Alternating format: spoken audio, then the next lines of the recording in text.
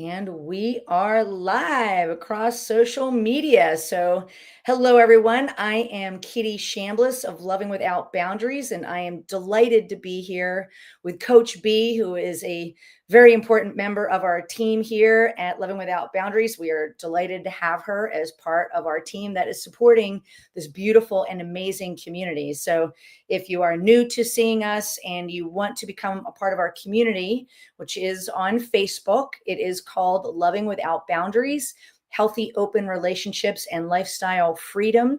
And there we support people who are looking to live their most authentic lives, free from jealousy and insecurity, shame and guilt, as well as the pain from infidelity in the open relationship space and sex positivity space, so that they feel unstoppable and fall back in love with themselves.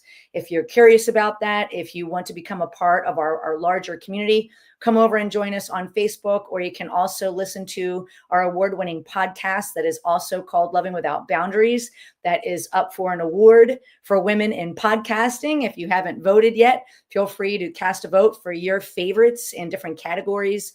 We are this year in the personal growth category. So I'm delighted to be here with you today. And our topic that we're going to be discussing is called New Relationship Energy, Holding Flow and Balance, which feels very relevant to me today. And I'm sure that'll come up in our talk, but I want to give the mic over to Coach B to get us started. So thanks for being here, Coach B, and for bringing up this really important topic today. Yeah, my absolute pleasure. Happy Tuesday, everyone. And of course, if there's space for that, I would love to hear about your take on your relationship energy, Kitty, from a personal perspective as well, and of course, professionally. So, yeah, new relationship energy, or sometimes how we call it, NRE, is a really multi-layered experience or phenomenon in consensual non-monogamy that can have widespread ripple effects, even throughout the whole consensual non-monogamous network, including friends, family, children. So there's definitely a few things to pay attention for. But before we go into that, I just want to say that for some people, this is one of the most blissful, the best thing in the world. It's like the best intoxicating experience in the world, the biggest high, the only thing worth living for. Sometimes it can feel like that because it's such a beautiful, intense experience. And for others as well, this can feel like a completely destabilizing sensation in their body and their thinking, because it sometimes brings looping with thoughts and imagining, and sometimes it takes us away from the focus of our responsibilities, of our lives. And I even come across a few people, and I want you to know this is perfect natural if you feel that, oh, this is too much. It feels like too much. I would rather not have this. I mean, there are great parts of this, but it's too much for my body, too destabilizing or intolerable. There's also space for that in the human experience. So I also want to say that if you notice that over time your experience of new relationship energy changes, allow for that. Give yourself grace. There's no right way to feel this particular experience. If you love the bliss, you love the bliss. If you feel similarly to myself now at this point in my life that I would rather skip to the quiet calm of the mature relationship energy and just not have the intensity of the new relationship energy, then it's perfectly okay. But whether you're experiencing it, whether you're the one experiencing it, or you are the partner witnessing your partner being in new relationship energy, there can come up a few things in this particular phase that can last even up to 18 months that you didn't plan for. So we're going to talk about a few things, what to pay attention to, and then how to navigate it in the best way so that you can enjoy it and also create and sustain fulfillment in your new relationship and your existing relationship as well. And with that, I want to give the mic to Kitty. Mm-hmm. Yeah, this is as I said before we even started recording, that this is very timely topic for me personally, but I think for anyone who is watching, it's just a very interesting topic, and I think can also inspire a lot of fear. We have some clients that have some worry and concern about if their partner starts a new relationship and they are experiencing new relationship energy, what that impact is going to be on them. And I'm actually at the point in my life where I am in a new relationship. It's only less than a month old. So we definitely are in the throes of that intense energy. And I literally was thinking just this morning, as I was gearing up to come here, that I want to be very sensitive to my husband, because he is witnessing me going through new relationship energy, and his birthday is actually coming up. So I was just thinking, I really want to be attentive. I want to check in with him. And I'm sure there's some things that we'll be talking about. And I've also been on the receiving end of watching another partner of mine who is going through new relationship energy. And what I can share from my own personal experience was what felt a little destabilizing was witnessing it. And also when I called it out, and I wasn't calling it out in a finger waggle way, I was just calling it out in general, like, hey, it seems to me like you might be navigating new relationship energy. And I just want you to know that, I'm just having some feels around that. And at that moment, my partner denied it. And I'm not inside their mind or their body. So I couldn't really say yes or no, or maybe if that was true. But that also felt destabilizing because it felt to me like that's what was going on. And then to have somebody tell me that that's not what was actually happening, that also felt a little destabilizing too. So I decided to just not bring the topic up again and just trust my intuition and just give myself a lot of self-care during that time. And I think that's something to keep in mind too, is to listen to your body, listen to your gut, your intuition, and to know that that's okay to figure out what does self-care look like for you, whether you're the one experiencing new relationship energy and maybe it's throwing you off kilter or causing you to maybe not be paying attention to some things in your life that maybe you ought to be paying attention to, such as existing relationships. Or also if you're the one what feels like you are witnessing that, what do you need to call into yourself? What do you need to take care of yourself? Who do you need to have around you? What helps you to feel in flow and like you are really honoring wherever you are at? So I'll go ahead and give the mic back over to B. You touched on really important points that's been on my mind as well, and to further extend on what you shared, like self-care is super important. Like whether you're the one experiencing new relationship energy, or whether you're witnessing your partner experiencing going to NRE. And one of the things that I want to add to the self-care is paying attention to the meanings that we make about what's unfolding, especially if you're the one witnessing it in your partner, because it's super easy to get triggered into negative thought loops and stay stuck in them. Like, this means that I'm being abandoned. This means that our relationship means nothing. This means that my partner likes this new person better than they love me. So there can come up these negative comparisons, like negative comparative language, and also beating ourselves up like I'm not good enough. So we instantly start to create meanings whenever anything happens, and new relationship energy is very intense. But whatever side you're experiencing it, so you want to really pay attention to the meanings that you make about what's happening. Like, is this like the best thing in the world, or is this the worst thing in the world that could happen? And the other thing, Kiri, it's also very important that you touched on, is being sensitive to our existing relationships. Because one of the things that I've seen unfolding, and it's really sad to witness, is when less and less care and attentiveness and consideration goes into our existing relationships.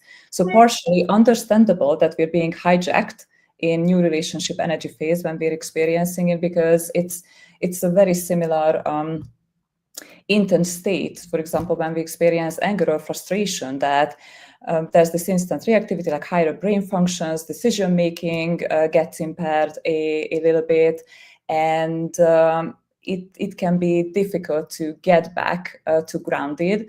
And we also can make negative comparisons from the side when we experience new relationship energy, and make negative comparisons with our existing relationships, that, oh, this new person is so much more exciting, they're so much more successful. And sometimes I've seen and heard that as well, that this even comes out in conversation.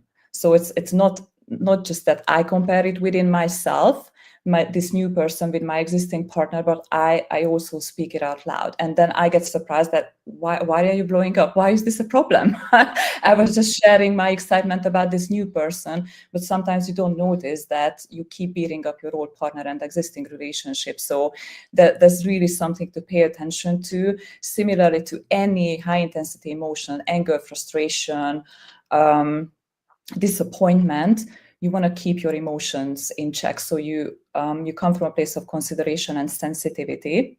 So you have a proper emotional regulation skills. And that is true for positive meaning making, because one part of new relationship energy is that we might confuse the intensity, the bliss, with compatibility. And we assume that because I feel great, this is the best experience of my life, this means that this person is going to be compatible with my values and the relationship structures that I want to build for my life. So one thing to consider is what questions do I keep asking about compatibility? Do I even ask questions, or just assume that emotion means that this person is the right one for me? Or do I give certain meanings, that they love the exact same color car and the exact same type of car, that the universe sent this person to me, and this means that we're compatible and we have to stay together for the rest of our lives. So keep attention, or pay attention to your meaning making, and also the compatibility questions, whether you ask any like proper compatibility questions, like how does this person solve problems? How do they handle their larger communities, or their friends or pets? Do they like animals? What do they really value in life? How do they source safety? What are their strategies meeting their needs? How do they handle uncertainty? These are just some really important compatibility questions to ask, why you also allow yourself to enjoy the bliss and flow of the new relationship energy. I see you typing. That's okay. I'm typing in the comments for this. Yeah. But yeah, no, I really, really love this topic, B, and you bring up such excellent points. I'm really delighted at that. And that's a great thing that you just brought up about how we can confuse that high, that falling in love feeling that feels like a drug, that emotional intensity. We can confuse that with compatibility. I think that was a really great point that you brought up. And one way to think through that is to really allow yourself some time to be self-reflective and think about, and this is a lot of the work that we do with our cherished clients that we get to serve, is to help them think through what are their most cherished values. What has not worked for them in the past in their relationships? What are they not willing to tolerate anymore? And then contrast that with what it is that they want in their relationships. What do they know that they deserve? And do some of that self-reflective work ahead of time and write it down. Don't just think about it. Write it down so that you don't forget. And that way, when you do start a new relationship, you can open up your notes and then be able to look at more in a factual way. And we like to say, bring the data, not the drama.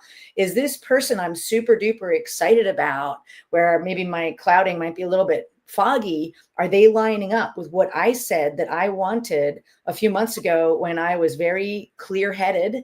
You know, I had a lot of distinctions and aha moments and breakthroughs. Are they lining up with this? Or is there green flags, sometimes they call it? Or is there maybe some red flags that I'm just kind of ignoring, you know, because this feels so good right here, right now in this moment. So I think that was a really valid point that you brought up, B. And I am thanking younger me, because the me of a few months ago, I went through a very self-reflective process that took me like many hours. It was like 20 hours of work where I was getting really clear on what it was that I no longer wanted in my life, what was not working for me, what I wanted to kind of push out of my life, and also getting more clarity on what I wanted to call into my life. What was I wanting to attract?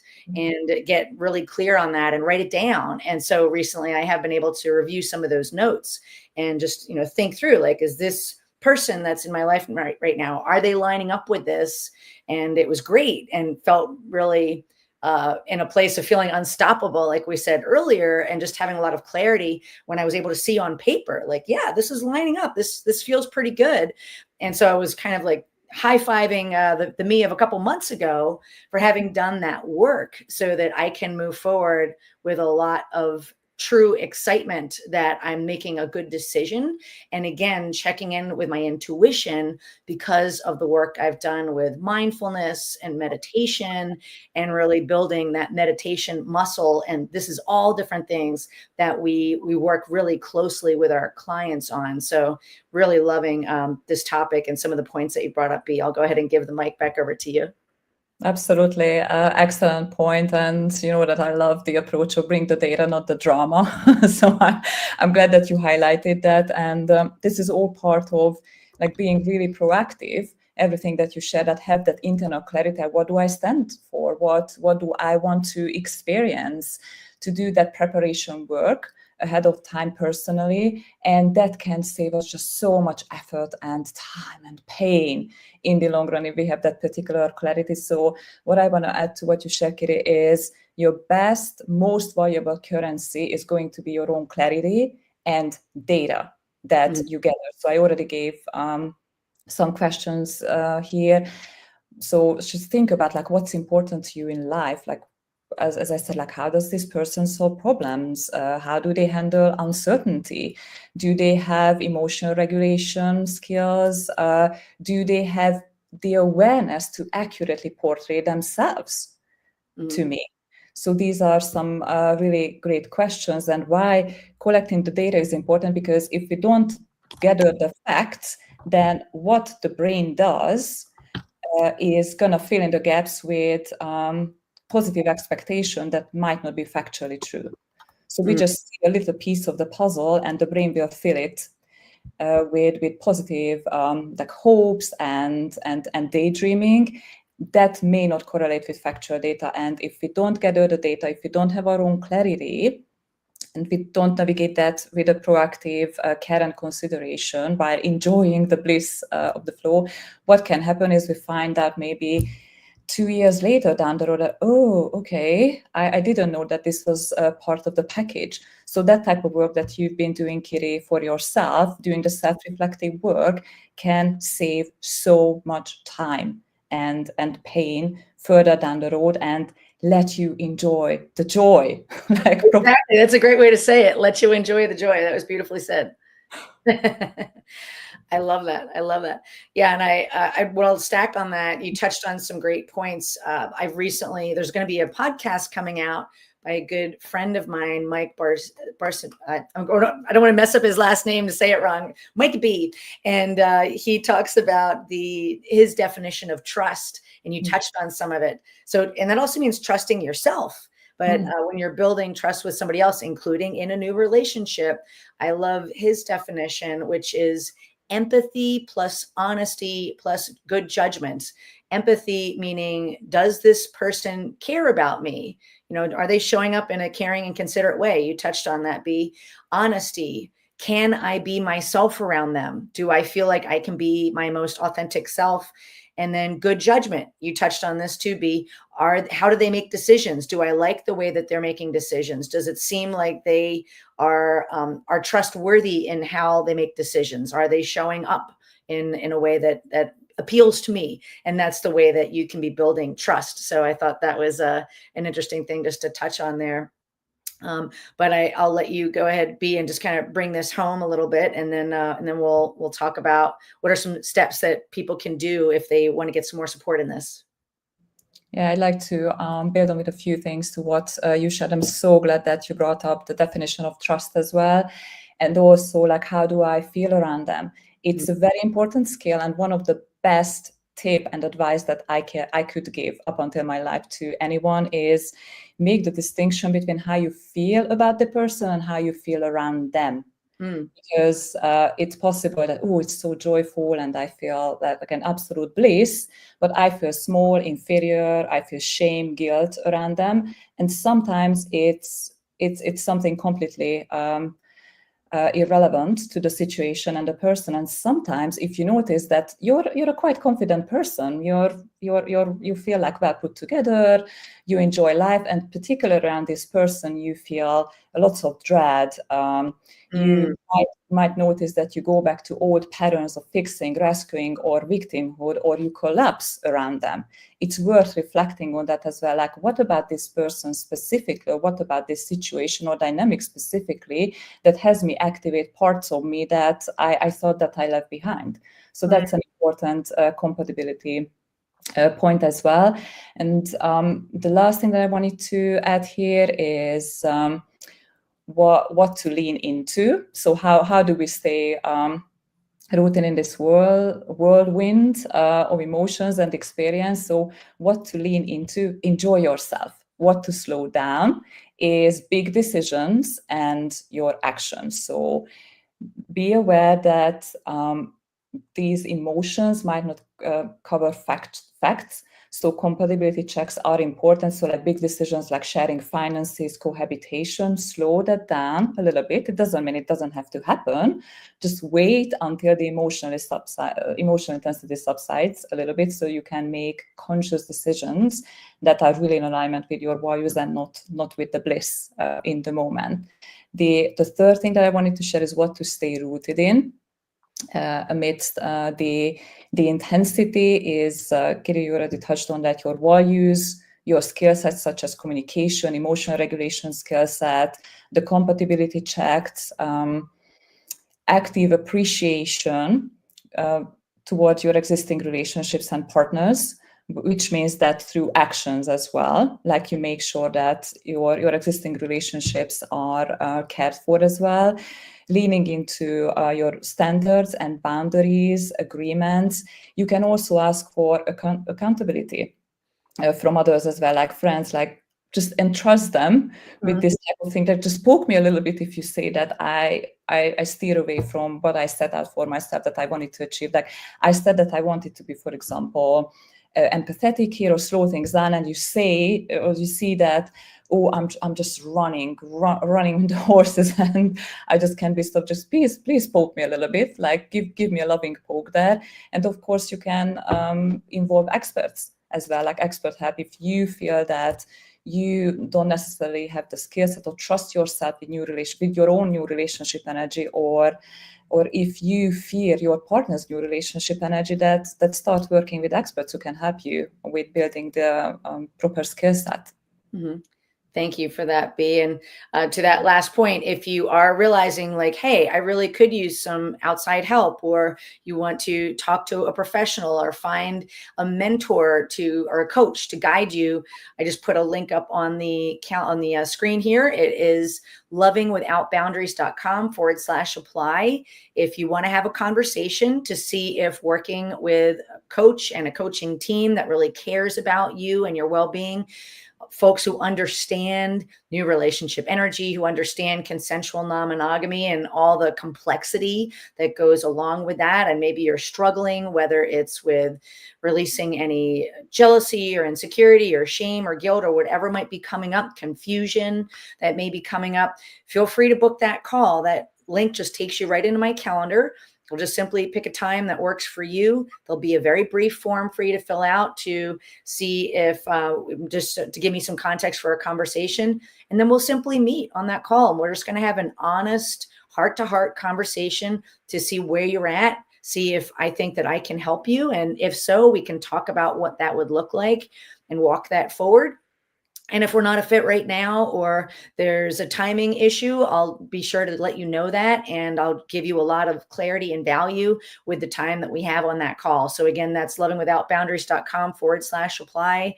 That's how B and I eventually first got to know each other, which feels like many years ago. And all the beautiful, cherished clients that we have the honor and the privilege to serve.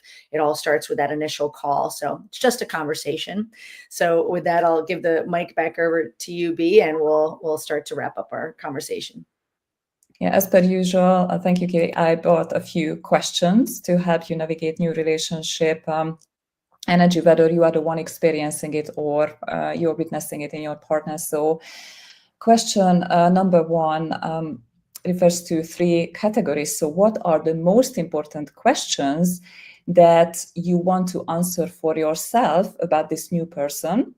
We already mentioned a couple of things, like how do they navigate uncertainty? Are they trustworthy? So this is something that you want to lean into your own intuition and observe the facts and answer to yourself.